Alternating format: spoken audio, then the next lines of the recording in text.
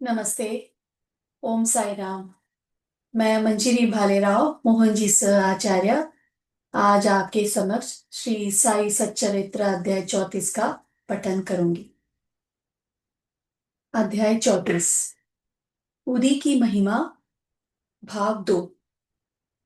Doctor का भतीजा doctor पिल्ले, श्यामा की भाभी ईरानी कन्या, हरदा के महानुभाव, बंबई की महिला की प्रसव पीड़ा।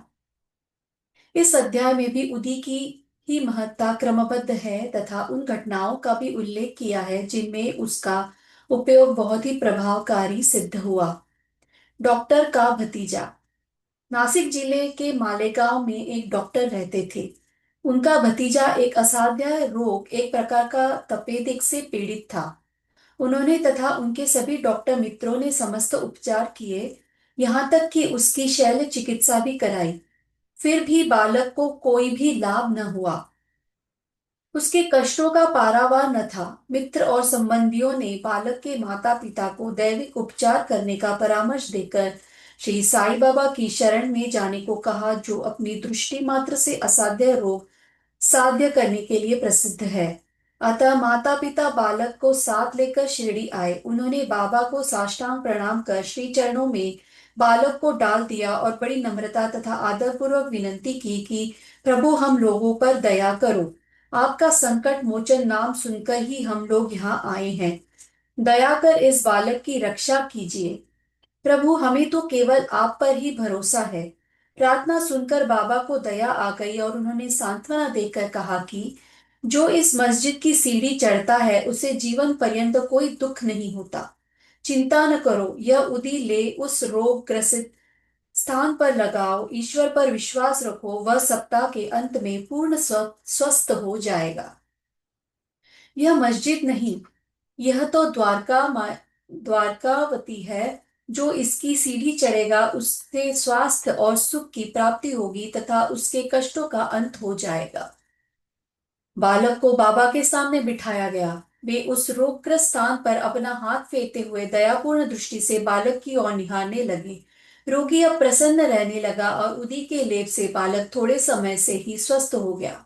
माता पिता अपने को बाबा का ऋणी और कृतज्ञ मानकर बाबा को लेकर शिरडी से चले गए। यह लीला देखकर बालक के काका को, जो डॉक्टर थे, महान आश्चर्य हुआ तथा उन्हें भी बाबा के दर्शनों की तीव्र उत्कंठा हुई। इसी समय जब वे कार्यवश बंबई जा रहे थे, तभी मालेगांव और मनमाड़ के निकट किसी ने बाबा के विरुद्ध उनके कान भर दिए। इस कारण वे शिरडी जाने का विचार त्याग कर सीधे बंबई चले गए। वे अपनी शेष छुट्टियां अलीबाग में व्यतीत करना चाहते थे, परंतु बाबा ने उन्हें ल, परंतु बंबई में उन्हें लगातार 3 रात्रियों तक एक ही ध्वनि सुनाई पड़ी कि क्या अब भी तुम मुझ पर अविश्वास कर रहे हो। तब डॉक्टर ने अपना विचार बदलकर शिरडी को प्रस्थान करने का निश्चय किया। बंबई में उनके एक रोगी को सांसारिक ज्वर आ रहा था, जिसका तापक्रम कम होने को कोई लक्ष्य को होने हो होने हो कोई लक्षण दिखाई न देने के कारण उन्हें ऐसा लग रहा था कि कहीं शिरडी की यात्रा स्थगित न करनी पड़े। उन्होंने अपने मन ही मन एक परीक्षा करने का विचार किया कि यदि रोगी आज अच्छा हो जाए तो कल ही मैं शिरडी के लिए प्रस्थान कर दूंगा। आश्चर्य है कि जिस समय उन्होंने यह निश्चय किया, ठीक उसी समय से ज्वर में उतार होने लगा और ताप क्रमशः सामान्य स्थिति पर पहुंच गया। तब वे अपने निश्चयानुसार शिरडी पहुंचे और बाबा का दर्शन करके उन्होंने प्रणाम किया। बाबा ने उन्हें कुछ ऐसे अनुभव दिए कि वे सदा के लिए उनके भक्त हो गए। डॉक्टर वहां 4 दिन ठहरे और उदी तथा आशीर्वाद प्राप्त कर घर वापस आ गए। एक पखवाड़े में ही पदोन्नति पाकर उनका स्थानांतरण बीजापुर हो गया। भतीजे की रोग मुक्तता ने उन्हें बाबा के दर्शनों का सौभाग्य दिया तथा शिरडी की यात्रा ने उनकी श्री साई के चरणों में प्रगाढ़ प्रीति उत्पन्न कर दी। डॉक्टर पिल्ले। डॉक्टर पिल्ले बाबा के एकनिष्ठ भक्त थे। इसी कारण बाबा उन पर अधिक स्नेह रखते थे और उन्हें सदा भाऊ कहकर पुकारते तथा हर समय उनसे वार्तालाप करके प्रत्येक विषय में परामर्श भी लिया करते थे। उनकी सदैव यही इच्छा रहती थी कि वे बाबा के समीप ही बने रहे। एक बार डॉक्टर पिल्ले को नासूर हो गया। वे काका साहब दीक्षित से बोले कि मुझे असह्य पीड़ा हो रही है और मैं अब इस जीवन से मृत्यु को अधिक श्रेयस्कर समझता हूँ। मुझे ज्ञात है कि इसका मुख्य कारण मेरे पूर्व जन्मों के कर्म ही है। जाकर बाबा से कहो कि वे मेरी यह पीड़ा अब दूर करे। मैं अपने पिछले जन्म के कर्मों को अगले 10 जन्मों में भोगने को तैयार हूँ।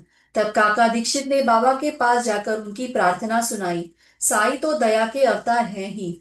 वे अपने भक्तों के कष्ट कैसे देख सकते थे। उनकी प्रार्थना सुनकर उन्हें भी दया आ गई और उन्होंने दीक्षित से कहा कि पिल्ले से जाकर कहो कहो कि घबराने की ऐसी कोई बात नहीं है।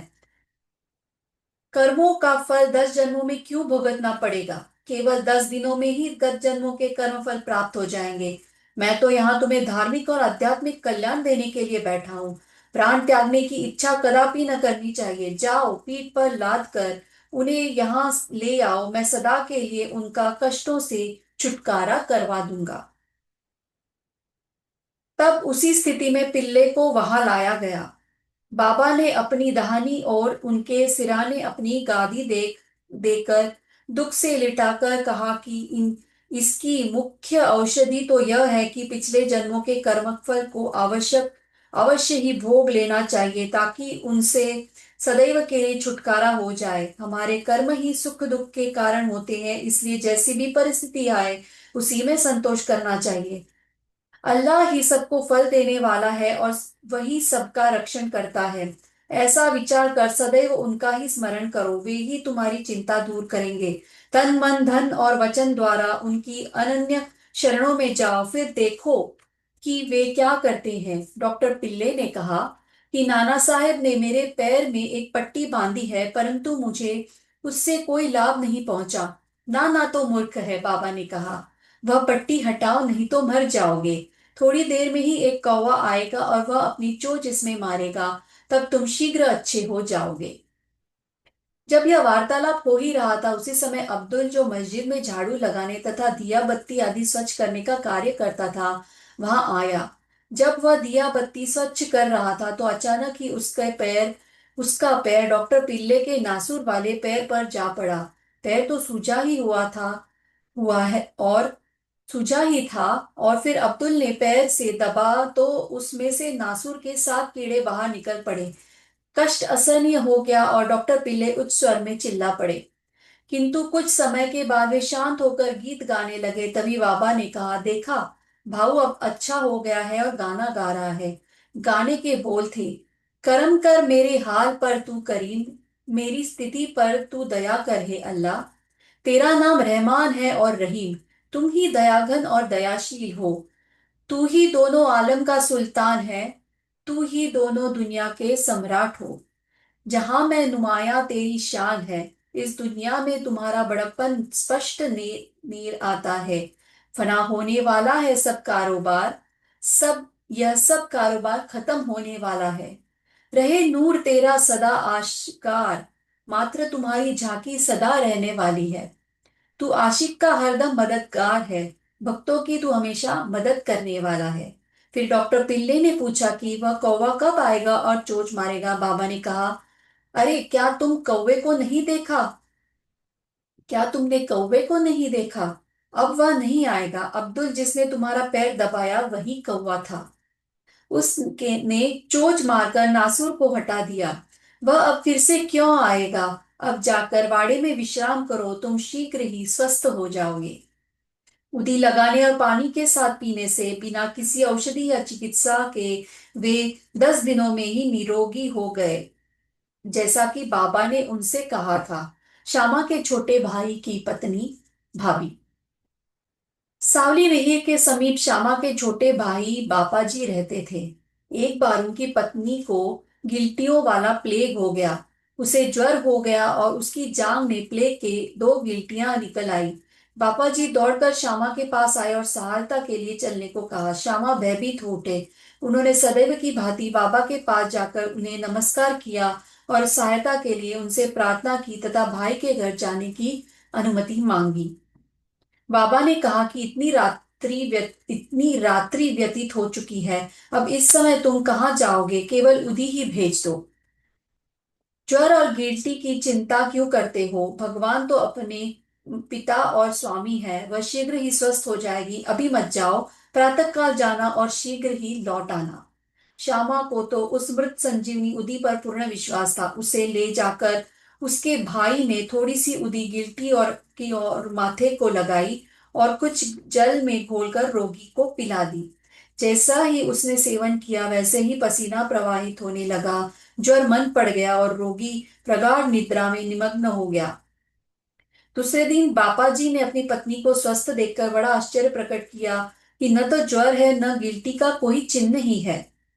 दूसरे दिन जब श्यामा बाबा की आज्ञा प्राप्त कर वहां पहुंचे तो अपने भाई की स्त्री को चाय बनाते देखकर उन्हें बड़ा आश्चर्य हुआ। अपने भाई से पूछताछ करने पर उन्हें पता चला कि बाबा की उदी ने एक रात्रि में ही रोग का समूल नष्ट कर दिया है। तब श्यामा को बाबा के शब्दों का मर्म समझ आया कि प्रातःकाल जाओ और शीघ्र लौट आओ। चाय पीकर श्यामा लौट आया और बाबा को प्रणाम करने के पश्चात कहने लगा कि देवा, यह क्या नाटक है? पहले बवंडर उठाकर हमें अशांत कर देते हो, फिर हमारी शीघ्र सहायता कर सब ठीक ठाक कर देते हो।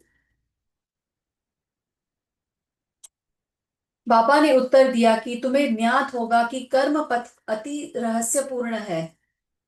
यथा यद्यपि मैं कुछ भी नहीं करता, फिर भी लोग मुझे ही कर्मों के लिए दोषी ठहराते हैं।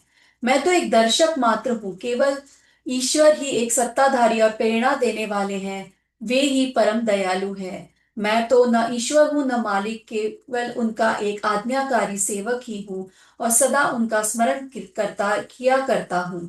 जो निराभिमान होकर अपने को कृतज्ञ समझकर उन पर विश्वास करेगा, उसके कष्ट दूर हो जाएंगे और उसे मुक्ति की प्राप्त होगी। ईरानी कन्या। अब एक ईरानी भद्र पुरुष का अनुभव पढ़िए। उनकी छोटी कन्या घंटे घंटे पर मूर्छित हो जाया करती थी। उसके दांत कस जाते थे, उसके हाथ पैर ऐंठ जाते और वह बेहोश होकर भूमि पर गिर पड़ती थी। जब नाना प्रकार के उपचारों से भी उसे कोई लाभ न हुआ, तब कुछ लोगों ने उसे उस ईरानी से बाबा की उदी की बहुत प्रशंसा की और कहा कि वह विले पार्ला बंबई में काका साहब दीक्षित के पास से ही प्राप्त हो सकती है। तब ईरानी महाशय ने वहां से उदी लाकर जल में घोलकर अपनी बेटी को पिलाई। प्रारंभ में जो दौरे 1 घंटे के अंतर में आया करते थे, बाद में वे 7 घंटे के अंतर से आए और कुछ दिन के पश्चात वह पूर्ण स्वस्थ हो गई। हरदा के महानुभाव। हरदा के एक महानुभाव पथरी रोग से ग्रस्त थे। वह पथरी केवल शल्य चिकित्सा द्वारा ही निकली जा सकती थी। लोगों ने भी उन्हें ऐसा ही करने का परामर्श दिया। वे बहुत ही वृद्ध तथा दुर्बल थे और अपनी दुर्बलता देखकर उन्हें शल्य चिकित्सा करने का साहस न हो रहा था। इस हालत में उनकी व्याधि को और क्या इलाज ही था। इसी समय नगर के इनामदार भी वहां आए हुए थे, जो बाबा के परम भक्त थे तथा उनके पास उदी भी थी। कुछ मित्रों के परामर्श देने पर उनके पुत्र ने उनसे कुछ उदी प्राप्त कर अपने वृद्ध पिता को जल में मिलाकर पिला दी। केवल 5 मिनट में ही उदी के पेट में जाते ही पथरी मूत्रेंद्रिय के द्वार से निकल गई और वह वृद्ध शीघ्र ही स्वस्थ हो गया। बंबई की महिला की प्रसव पीड़ा। बंबई की कायस्थ प्रभु जाति की एक महिला को प्रसव काल में असहनीय वेदना हुआ करती थी। जब वह गर्भवती हो जाती तो बहुत घबरा जाती और किंग कर्तव्य मूड हो जाया करती थी। इसके उपचारार्थ संत श्रीराम मारुति ने उसके पति को सुझाव दिया कि यदि इस पीड़ा से मुक्ति चाहते हो तो अपनी पत्नी को शिरडी ले जाओ। पुनः जब उनकी स्त्री गर्भवती हुई तो दोनों पति पत्नी शिरडी आए और वहां कुछ मास ठहरे। वे बाबा के नित्य सेवा करने लगे। उन्हें बाबा के सत्संग का भी बहुत लाभ हुआ। कुछ दिनों के पश्चात जब प्रसव काल समीप आया तो सदैव की भांति गर्भाशय के द्वार में रुकावट के साथ अधिक वेदना होने लगी। उनकी समझ में नहीं आता था कि अब क्या करना चाहिए। थोड़ी ही देर में एक पड़ोसी आई और उसने मन ही मन बाबा से सहायता की प्रार्थना कर जल में उदी मिलाकर उसे पीने को दी। तब केवल 5 मिनट में बिना किसी कष्ट के प्रसव हो गया। बाबा तो अपने भाग्यानुसार ही उत्पन्न हुआ। बालक तो अपने भाग्यानुसार ही उत्पन्न हुआ, परंतु उसकी माँ की पीड़ा और कष्ट सदा के लिए दूर हो गए। वे अपने बाबा का बड़ा कृतज्ञ समझने लगे और जीवन पर्यंत उनके आभारी बने रहे। श्री सद्गुरु साईनाथार्पणमस्तु। शुभम भवतु, शुभम भवतु, शुभम भवतु। धन्यवाद। यह अध्याय यहीं समाप्त होता है। जय मोहन जी।